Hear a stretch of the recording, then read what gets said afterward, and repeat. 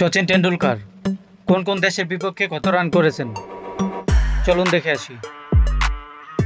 আয়ারল্যান্ডের বিপক্ষে ৪২ রান, বারমুডার বিপক্ষে ৫৭ রান, নেদারল্যান্ডসের বিপক্ষে ৭৯ রান, ইউনাইটেড আরব আমিরাতের বিপক্ষে ৮১ রান, নামিবিয়ার বিপক্ষে ১৫২ রান, কেনিয়ার বিপক্ষে ৬৪৭ রান, বাংলাদেশের বিপক্ষে ১৩১৬ রান,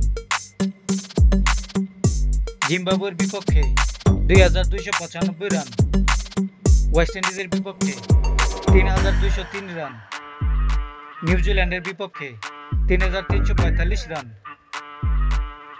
পাকিস্তানের বিপক্ষে ৩৫৮৩ রান, সাউথ আফ্রিকার বিপক্ষে ৩৭৫২ রান, ইংল্যান্ডের বিপক্ষে ৩৯৯০ রান, শ্রীলঙ্কার বিপক্ষে ৫১০৮ রান, অস্ট্রেলিয়ার বিপক্ষে ৬৭০৭ run. Please subscribe my YouTube channel, like, comment, share.